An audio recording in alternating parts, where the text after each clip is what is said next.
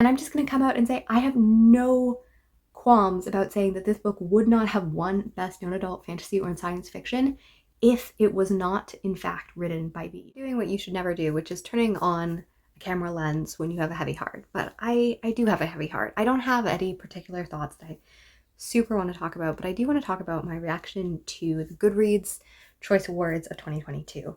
And, we all know that they're problematic. This is not a new experience that we have. But this year, I had some high hopes and they were disappointed. And that's the question of we all know Goodreads is not the most useful or productive thing at all things. And yet it is something that many of us, including myself, stick with. And what is the point of these Goodreads awards? I think there's two ways to perceive Goodreads, and I think both are valid and both are probably inadequate. And the first one would be as a place, like a social media place for books, to recommend books, to understand books, to celebrate books. And the second one would be as a business platform to sell books for Amazons and for publishers and for things, and to use that as a publishing thing and as an advertisement to sell books.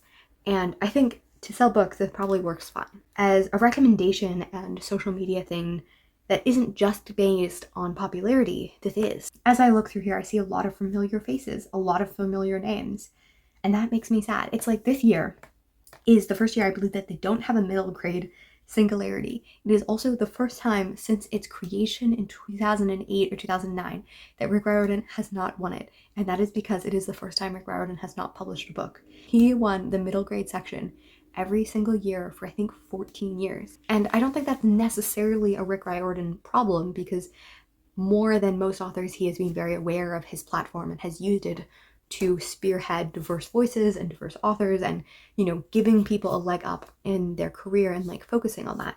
But it is very sad that as much as maybe this is a popularity thing because it's what are the most read books? Because it isn't what is the most read book in this genre or what is the highest rated book in this section. It is mostly here are some popular books and then people are going to rate them. I think the graphic novel section is what hurt me the most. And I hurt it most because this is a section that says graphic novels and comics, and yet there is not a single comic edition that is a trade of DC or Marvel. There is no superheroes on here, and I'm asking why. 138,000 people voted for Heartstopper. The next one is Lore Olympus Volume 2 at 51, and then we jump to 26. I paused and did some statistics. 1.8% of first place is third. And that, my question is, Heartstopper Volume 2, should that not have been included in this? Because is it a point to be these are the books that have sold the best? Or is it a point to advocate and to present things? Because that's the thing. I feel like the Booker Prize or the Giller Prize, we talk about these because they are book things that often celebrate well-known authors, but you want a mix of both well-known and popular authors. The issue is on here is we have someone who got 140,000 votes in first place, and last place in here got 879 votes. It's what competition does the thieves have to win this? And maybe that's not the point. Messy Roots is also a book that I heard of. It has 966 votes. It's just one of those things where okay, I want to see what the best is, but is this the best or is this the popularity? Or is this something that I'm overthinking? Because the thing is though, does this just perpetuate the system of the fact that popular authors or authors that probably don't have as much marginalization and stuff like that are going to end up on top? I think one of the things that this became starkly aware of it was in the Best Young Adult Fantasy and Science Fiction. It was won by Gallant, which is a book that I read. I thought it was fine. I don't think I've heard a single person say it was their favorite book. Let's look on the Goodreads page, because that's actually one of the reasons why I stayed with Goodreads other than switching fully to another thing, is because I do really like the reviews and I have a lot of people. Okay, so let's look. It had quite a few reviews and only 2 had 5 stars. Only one of those had a review. Most of the others were 4 or 3 stars.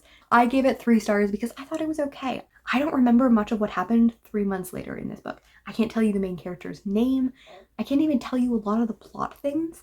I can tell you about plots that happened in 2012 that I haven't read since, but I can't tell you what Gallant did 3 months ago. And I'm just gonna come out and say I have no qualms about saying that this book would not have won Best Young Adult Fantasy or Science Fiction if it was not, in fact, written by V.E. Schwab. Because the rating on this is 3.79.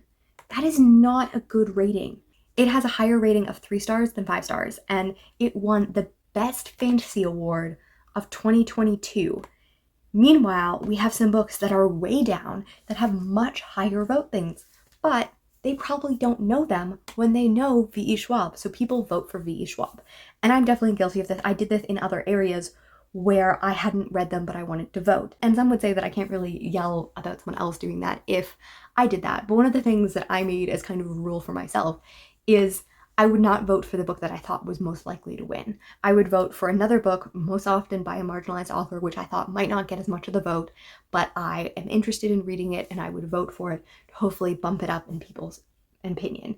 And that is why most of the books that I voted for did not win. It's really disappointing because there's so many great diverse authors that I know and have read and have great books. Like Foul Lady Fortune has less than half of the votes of Gallant, and it is such a better book.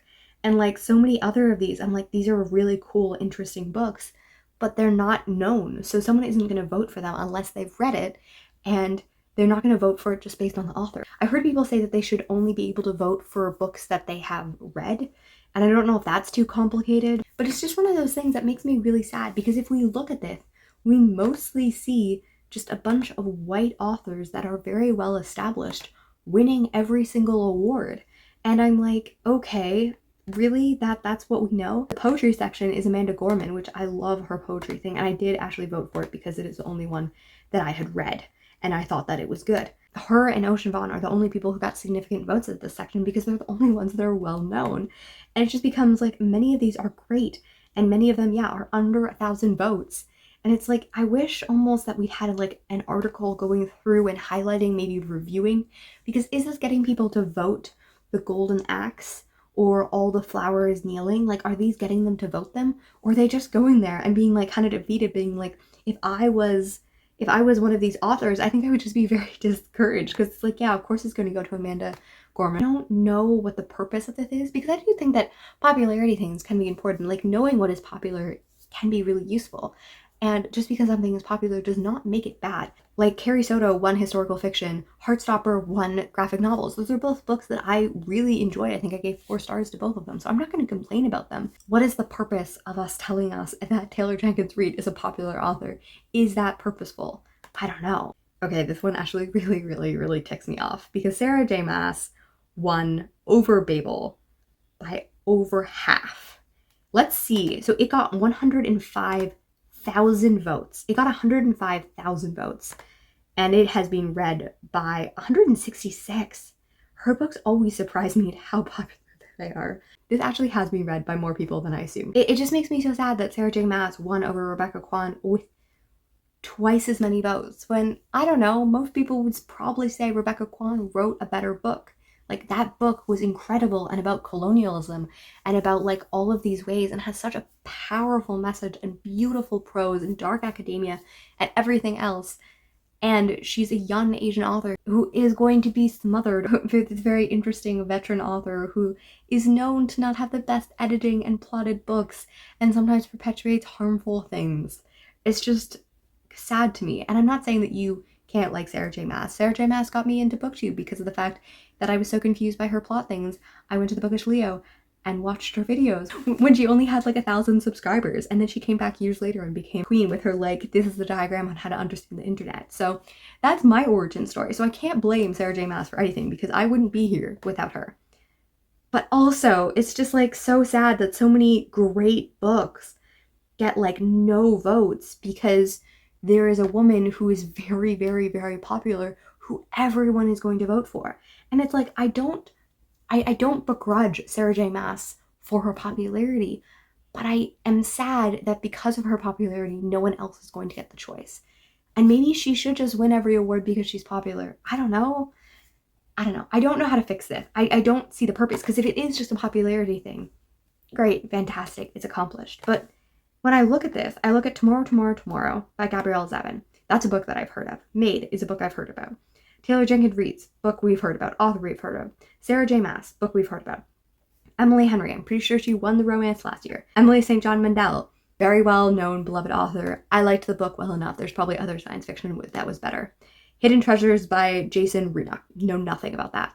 The Office, BFFs. I have really no strong horse in the humor section. I don't think I voted because I was like, I have nothing. And then Brene Brown, great, nonfiction. There is other books in nonfiction that are probably different, but we get this woman who is really cool. I've read some of her stuff. She's lovely. But like, I feel like we could have probably highlighted someone else in this section. I also feel in general that, oh, my heart hurts. So South to America, which is the book that I voted for, got 3,000 votes versus 34,000 votes. These all seem like very, I don't know, just like the pop books that like aren't necessarily diving into as many deep things, which again, maybe I'm just being judgmental, but I'm like, there is so many great nonfiction books that I read this year that are not on that list. And I'm just hurt. And yeah, it's like, it's not that Brene Brown couldn't win. I recommend her books. They're great. But like, did they have to be the ones that won? Again, with memoirs and autobiography, Jeanette McCurdy won. I thought that that book was interesting and good and wonderful, but like maybe because I've read many memoirs, it didn't like wow me in the same way. And it got 200,000 votes. And the next one was Alan Rickman at 40,000 votes. But then like this one, Year of the Tiger by Alice Wan, who is a disabled activist and disabled woman who's writing about this, she got 5,000 votes. And then the least one that only got 626 one is Easy Beauty by Chloe Cooper Jones, which is another disabled woman.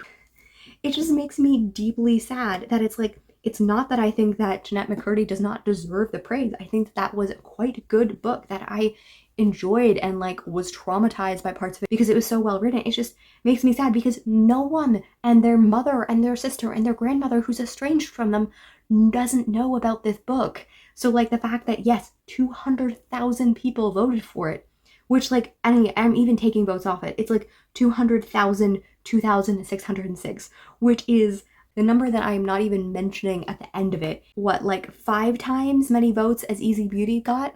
Not that I'm unhappy that these people are getting things, it's just like, what is the purpose of this award when everyone's heard this? And I also know that I'm in a vacuum of like people recommending books. So books that have been recommended to me 1,000 times could be unknown to someone else. I know that. It's just like, I wish this was actually advocating. Like when Jessie from Bowties and Books used to do the BookTube awards, they would like break it into sections. So it was like different tiers. So like for people over 50,000, people like under that, and maybe even like small ones so that people could actually win awards. And I feel like that might be something like, you know, have a big like popularity one and then having, we're going to discount everyone who'd made over this amount, or we'll just make like an end of the list thing, or have 2 things. I don't know, have like indie or having small, but again, that interferes with Goodreads as a publishing thing to sell books, because like they're probably paid by things to have this. And then we have Bad Gays, A Homosexual History, which also sounds interesting. It's the only thing on here that I have not heard of. And then we have Heartstopper, and then we have Amanda Gorman, and then Lessons in Chemistry, very well known. And it won debut. Black Cake is the one that I voted for, which sounds really interesting. And yeah, so many of others. Oh no, I actually didn't vote for Black Cake. I voted for Olga Dai's Dreaming, which is such a great book. Nightcrawling, also a great book. Like so many of these books are great, and they just get buried under like the super hot book. And yes, I know that I'm being somewhat dismissive of books, and I don't want to be dismissive of certain genres. It's just very sad to me just to see like, you know, popular white women getting all of the things. And I know I'm a white woman who's not very popular, but you know, we get the thing. But it's just sad to me. Like there's so many interesting things that I think get crossed over. And I don't know, I guess that is kind of what they are saying they are, but it just makes me disappointed to see what is the value of this. And I guess the value is marketing. I don't really want to be, I just really don't want to have the value to be marketing. Anyways, this is probably not saying anything very substantial other than my heart literally hurts. I was like so excited and then so disappointed. Like I was disappointed just on the amount of people, like on what was there and what wasn't there. But it just made me sad. This video is already kind of messy and all over the place, but I thought I'd go through just the books that I read that were in 2022 that I think are great. And we have the Heartstopper yearbook, which, you know, was on the list, probably would have done something. It was great, very intuitive. Foul Lady Fortune, 5 stars, fantastic. The Winners, which also lost out, which I'm really sad about. Carrie Soto was mentioned, Babel was mentioned, I'm Glad My Mom Died. A Prayer for the Crown Shy actually disappointed me. One of the ones that I was devastated did not win was Zachary Ying and the Dragon by J. Zhao. This is such an incredible book and just did not win the middle grade. And I don't know why middle grade and children's was lumped together. Trust, a really great book that was not recommended for anything. Like, it did get on the Booker and stuff, so like I understand. And then we also have How to Keep House When Drowning, which I think would be a great like humor slash memoir slash nonfiction book, like, or debut. Like, it would have been great for any of them. I actually don't know if nonfiction probably doesn't fit in debut, but like, it was such a great book that does such a good job and like kind of similar to what Brene Brown does. Encourages understand themselves and do things. Like, it's a useful thing from a different perspective. And then Booth is a book that I really loved that not a lot of people loved. Lesser Known Monsters of the 21st Century is a very interesting book that I just read. Thank You, Mr. Nixon is a book that I didn't completely love, but some of those short stories are incredible. Why is there no short story section? Don't Cry for Me, one of the best books I have read in a really, really long time, and not recommended at all. The Weeping Tide, also not recommended at all. And Maisie Chen's Last Chance by Lisa Yee, such an incredible middle grade book. Violetta by Isabel Allende, it's such a fantastic book by a veteran author who just does such an incredible job doing books. And those are just some of them that I really, really loved. Olga Dies Dreaming, also fantastic. Ain't Burned All the Bright by Jason Reynolds, also really good. The Year We Learned to Fly by Jacqueline Woodson. Like, these are great books. Like, I haven't read as many books because like I feel like my year before, like 2021 is my biggest year that I read from this year, and 2022 will be the biggest year I read from next year, I'm sure. So I'm often a little bit delayed because of library holds and stuff, but like there's still so many great books that just did not get recommended, that did not get like seen. And it makes me so sad that so often it's the same authors over and over and over. Like, I think that it's okay that we recognize that people are popular and then that's a good thing and they made an impact and stuff. It's just, what is the point about like recommending the same people over and over and over again? Anyways, I just want to break down all the barriers. Let me know if this angers you in any way. Which way would you recommend Goodreads to do things? Goodreads doesn't really listen to us, but we can still recommend a way. Does it bother you that it's popularity? Do you think that there should be other ways to recommend books that are lesser known? Or this is a good way to recommend people? Like, it's not about just unknown things. If we're talking about the best books of the year, we should look at popularity and people talking about it and like sales figures and stuff. Is that important to what is a best book? Or can a book that has been read by 10 people be the best book of the year? I don't know. I would love to hear your thoughts. This has been your unstructured rant by me, and I will see you next time.